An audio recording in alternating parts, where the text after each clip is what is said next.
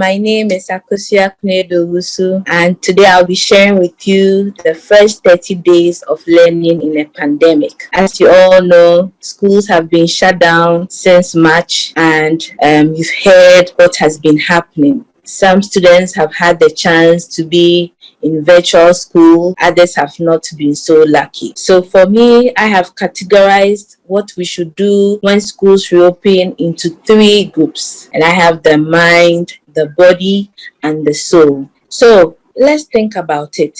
The students or our learners will be coming back, and there are some key areas to consider. Objectives have been lost. If they had been in school in March up till now, we would have achieved some objectives. Objectives have been lost. Skills have been diminished. If they were in school, they would be practicing several skills in numeracy, in literacy, in whatever subject that they are doing. Skills have diminished. Social skills have been forgotten. When students come back, it will be an interesting time because there are certain things we will need to go over with them socially. Understanding has been eroded. So these are key areas we all have to think about as the students return to school physically. Now, going forward, I would like all of you to know that if Rome wasn't built in a day, neither are we going to recover from this in a day. It has been a very interesting year. I've never in my life heard of schools being shut down for more than 2 months. But here we are in 2020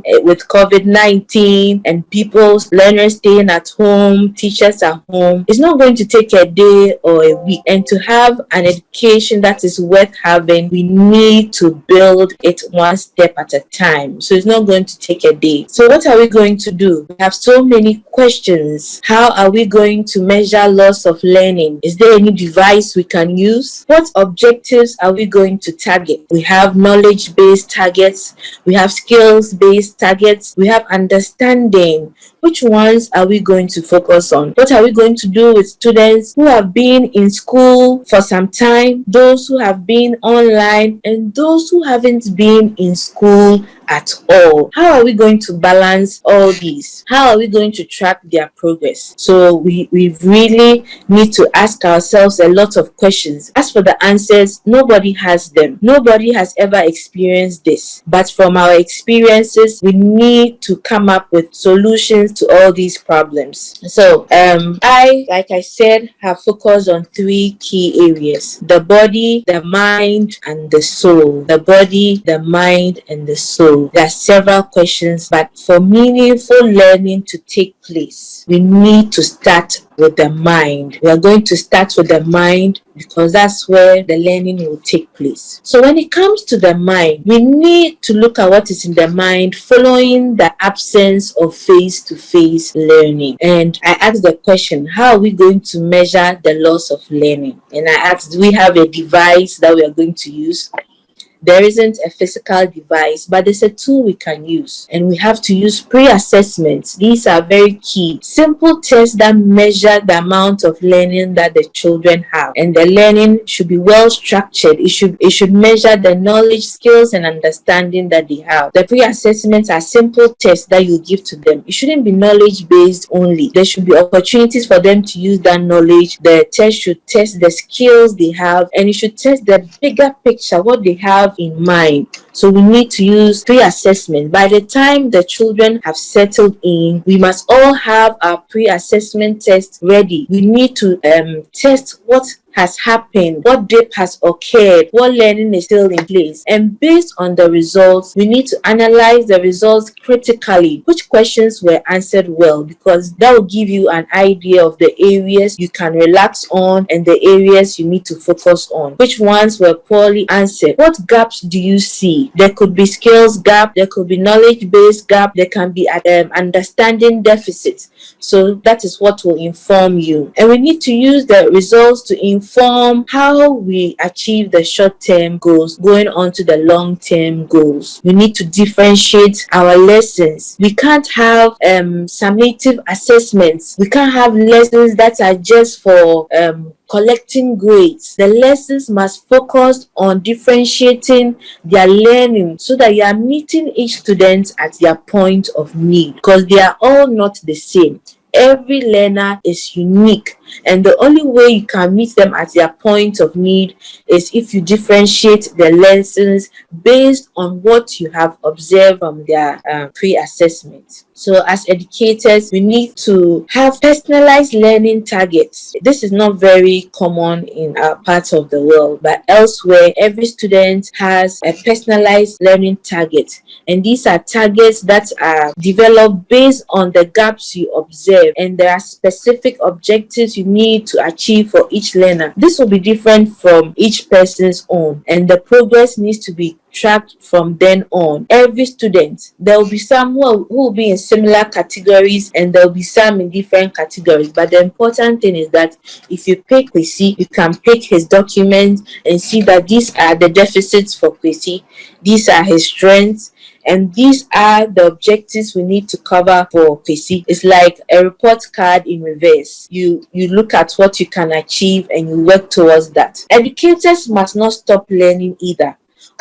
Everything we are talking about, learners and educators, learning must go on. PLCs are very important. Professional learning communities. These must be established and enforced in our schools because we are each other's best resource. You can't take them to school. You can't take your teachers back to the university to relearn. But as a team, they can learn from each other. You can put subject teachers in the same group. So you have numeracy teachers in one group, science teachers in one group. They work together, they study the curriculum, they share ideas and use data. Everything should be driven by data. It shouldn't come from their heads. We think that Adjoa needs it. Look at their performance in the pre-assessment and come up with solutions. So it's important that PLCs are established and enforced. Education is not the learning of facts, but it's rather the training of the mind. And that's what we should all seek to do. I'm not going to look forward to any of my teachers, coming back, writing tons of notes on the board and telling the students, hey, you weren't in school for all this time. You need to learn all this. That's not what we seek to do. We seek to teach them how to learn, learning how to learn, metacognition. And that's what Albert Einstein referred to. So that needs to be done. Now, let's go to the body. Without the body, we are not going to have students. We need our students back. And when they come to us physically, we need to make sure that their learning experiences are worthwhile and that learning is taking place. We need to be aware of the health and safety of our learners. Coronavirus hasn't disappeared. It's still with us. So we have to be mindful and creative about social distancing. We cannot stop eating lunch. We cannot stop having assembly, but there should be systems in place. We need to have systems in place. Nothing should be left to chance. The parents are eager to bring their children back, but at the same time, they'll be looking forward to seeing proper systems in place. So, social distancing, let's think ahead. When they come to class, how will they sit? What is the explanation for how they are sitting? When they go to lunch, how are we going to do it? Even in assembly, how are we going to do assembly? The resources that we are going to put in place, they must all go towards promoting teaching and learning to augment speedy progress.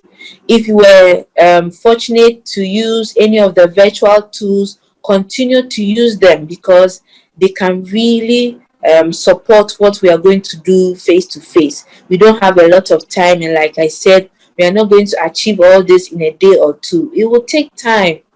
So whatever resources we can lay hands on to support what we are going to do face to face, let's do that. If you take Google Classroom, you can share tons of videos, worksheets for them to use in class. There will definitely be a budget. Let it focus on teaching and learning. Blended learning. Are all the students going to come back to school on the same day? Probably not. There might have to be a system in place where a group of students come on one day, another group come on another day. So we need to check all that. And let's not take this for granted. Let's promote a healthy lifestyle across the school. It should be community based because the health of our students at home will affect our health in school. So let's promote a healthy lifestyle across the school. Parents, teachers, everybody must be involved in this. Let's teach ourselves to drink lots of water, eat fruits and vegetables so that our immune system plus all the COVID-19 protocols we are going to put in place this will help us continue with our teaching and learning. Oh my soul, whoever thought that we'll be thinking about our soul in a time like this? But this aspect of the human body is also very, very important, and we need to prioritize this. Our learners are coming back to school. As I mentioned earlier, social skills have been eroded and they are coming back. Their social, emotional well-being should be accounted for. There should be a sense of belonging. They shouldn't come back and feel like school is now such a strange place. We need to think of specific programs that will nurture this. In my school, we have color teams, we have the PLCs, as I mentioned, we have fun activities. And those things, don't take them for granted, because those are the things that build confidence. Those are the things that give the children the opportunity to build social skills. And those are the things that, enrich our soul and promote teaching and learning. One other key area, equity and equality. The learners are going to come back. As I mentioned earlier, some have had the opportunity to be in some form of school.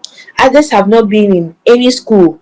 And it will be very, very wrong on our part to judge students who have not been in any school and they come and we make comments and we tag them. Our students must be made to feel welcome. We must promote the team spirit, because that's when learning will take place. Students who are not happy to be in school can't learn. The teachers who are not happy to be in school can't learn. So equity is very important. We need to treat our learners differently depending on their need. So if you identify a group of learners who have not been in school at all based on the COVID-19 school shutdown, why would you put them together with those who have been in a virtual school and then carry on teaching as if they are all the same? That will not be equity. So it is important that we use our data based on the pre-assessment. We use observation of what they have been through and make sure that we are meeting them at their point of need. All learners must make progress. I cannot emphasize this enough. All learners must make progress. If they were all at point A, obviously they will all not move at the same pace. Student A will move to point A1, student B will move to point A, point 2. But the important thing is that all learners must make progress. So don't stop. There will be challenges. There will be a myriad of challenges, but we cannot stop. Every learner is an achiever. We must drum that into our heads. Every learner is an achiever. So when we write the pre-assessment, let's not judge them based on the grade. In fact, you are not going to use the grade for anything. You are rather going to use the results based on the questions you have asked, the formative assessment. You're not going to tell the student, you got 80, okay, so you are okay. You got 90, so as for you, don't need any support. No, look at the knowledge, look at the skills, look at the understanding, and take it from there. Carry on with the plan, assess performance, diagnose, adapt the plan based on the results, check their strengths, their challenges, have a plan to close the learning gaps. There must be a plan. Assess their current position. We cannot take for granted what has happened since March. So we need to assess their current position and take it from there. It should be learner-centered. Assess their current position. It means it has to be learner-centered, their position. So it's not about how well the teacher will teach, as Mr. Sappos mentioned, but it is how well the learners learn. So in brief, as we come back to school physically, let's think about the mind, the body, and the soul. And when we do that, it will be an education worth having. Learning will take place and our students will be critical thinkers and they will be doers. They will not be vessels that you are going to pour information in. They will be citizens of this globe who actually find solutions to problems, because they are all achievers. Thank you very much. Thank you for connecting with me. I look forward to hearing your questions or your suggestions. Thank you all very much.